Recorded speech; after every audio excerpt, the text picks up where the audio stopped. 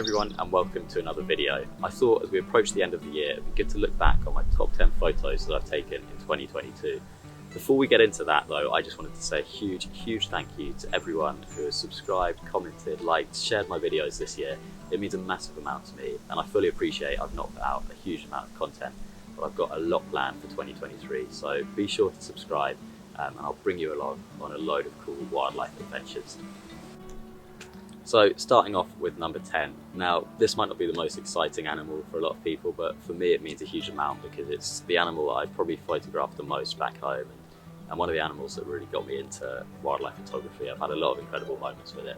So yeah, number 10 is this picture of a female roe deer in amongst the winter crops. It's actually the first one that I took in 2022. It was back in February, so there were no leaves on the trees or anything, so it was actually quite a challenge to get the shot and to go unseen, but the winter crops were a good place to do that, and I think this roe deer probably thought the same until I came along and ruined it for her. However, she didn't seem bothered by me, so it was a special moment, and I also love the contrasting colours between the golden corn left over and the darker forest in the background. Yeah, number 10, roe deer in its environment, and I'm also a sucker for shots of animals in their environment, so that's why this makes my top 10. Next up, in number 9, we go to London, and this is one of my favourite things to do in London during the summer months. So this was taken in July, and the 4 AM alarm that day was totally worth it. We've got this lovely urban fox, and there were 2 of them on this morning. Really special. They're really curious as well, so you don't need to put food out or anything. You can get really close, and as this one sort of wandered towards me, I love this kind of pose where the fox is sort of slightly looking off camera, front foot forward as it's walking towards me. Yeah, so I just thought it came together really nicely, and it was a really special moment in the middle of summer.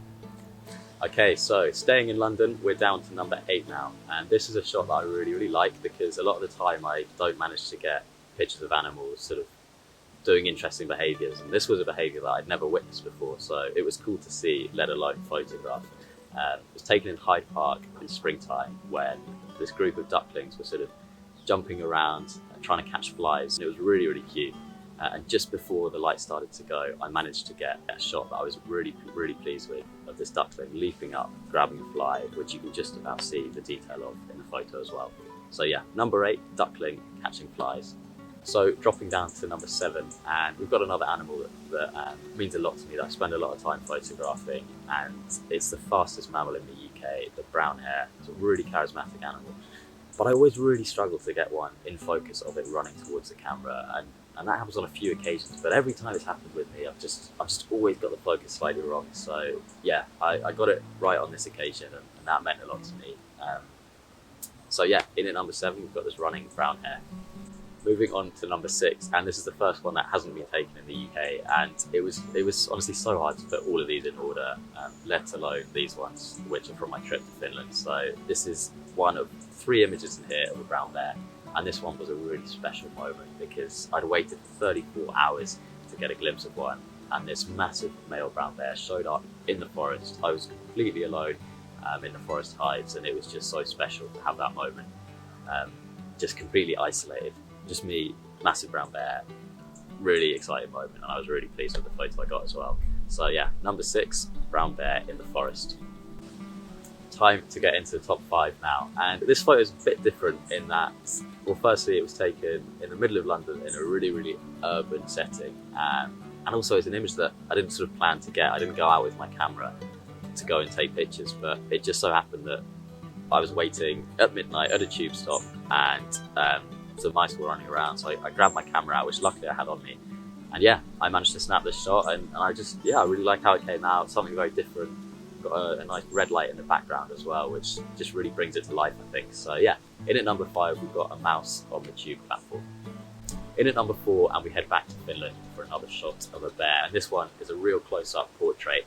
I just love the detail that I managed to capture, and it also kind of just sums up the whole trip, how close I managed to get to these apex predators, and how special that was to be able to do.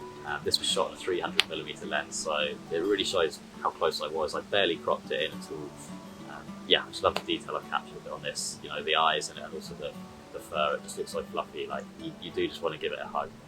Obviously don't, but yeah, it was cool. It was cool to get this close.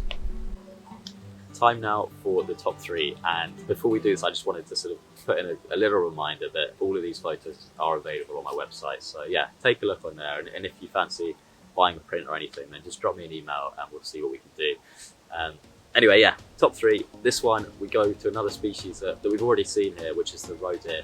And this was just one of my most special encounters with a roe deer. I actually saw this individual back in probably May time with 2 fawns, which was just so special. They must have been less than 2 days old. And I'll share a quick bit of footage of them back then as well so you can see. But this time I saw them again in September, so the fawns were essentially teenagers now, but looking a lot bigger. Very cautious. They sort of spotted me, started walking towards me, then the mum came out of the hedgerow, and it was just so special. She walked right towards me, sort of dipped her head down, looked into the camera a little bit, left the fawns back a few meters just so she could just check everything was safe. So she sort of came up, I got the photo, and then they wandered off in the other direction. But it was so special, and the most special thing is they didn't run off. They weren't scared. They just kind of thought, oh, this doesn't seem quite right, headed off slowly into the woods again. So it's always really important to me that I don't scare the animals, and that was the case here. So yeah, in at number 3, this roe deer. In second place then, we've got this photo I took a couple of months ago in Richmond Park. I just want to reiterate how hard it was to select this order. So yeah, if you've got a different top 3 to me, then let me know what that would be. Because yeah, I'd love to hear it. But the reason I sort of chose this photo is kind of threefold. Firstly, it was just an awesome encounter. I had a kestrel hovering and hunting just basically right next to my head at points, and it was just awesome. Literally within 5 meters of me, high level, incredible moment. The other reason is I actually got the shot that I kind of went out to get, which so rarely happens. You often go out with a shot in mind, but you don't get that shot. You might get something else, which is really great. You don't get the one you had in mind. And on this occasion, I had sort of these specific shots in mind, and I managed to get them. So that was a really cool feeling. And finally, I was just in a massive rut with my wildlife. I hadn't really gone out much. When I hadn't seen a lot. So yeah, just like the mental health benefits that I got from this photo and this experience really like lifted me up, and that's why I've put this kestrel hunting in at number 2. So time now for the final photo, my favourite photo of the year, and to be honest I didn't really have to deliberate over this one at all. It was an unbelievable moment. Again, back to Finland we go for this, and it's another shot that I kind of, before my 7-day trip out there, I really wanted to get a shot of a bear in the rain, and I didn't think it was going to be likely. It did rain quite a lot when I was there, but when it rained, the bears didn't really come out. They stayed quite deep in the forest. So I just wasn't expecting it at all this night. It was torrential rain, literally all night. And as I kind of looked out at the height, not expecting to see anything, this huge male bear just starts wandering around the swampland. It was absolutely incredible. The picture I got, I'm so pleased with. You can see the raindrops, you can really see the atmosphere in it, and I felt so lucky to do that entire trip, and to come away with photos like this was just, yeah, absolutely incredible. It meant so much to me, and I really hope that I can kind of portray how much it does mean to me, all of these photos, all of these experiences. Yeah, it's been a great year for wildlife. I hope I'm going to do even more next year. In fact, I know I'm going to do more next year. I've got stacked plans, so yeah. That's it. That's my top 10. I hope you enjoyed it. I hope you've enjoyed following me this year, and I think you'll enjoy following me even more next year. So yeah, thank you very much for watching this video, and I will see you next time. In a couple of weeks' time, I'm going to Richmond Park, so I'll try and get some bird life there to show you. And following that, back in Oxfordshire, I'll be photographing red kites.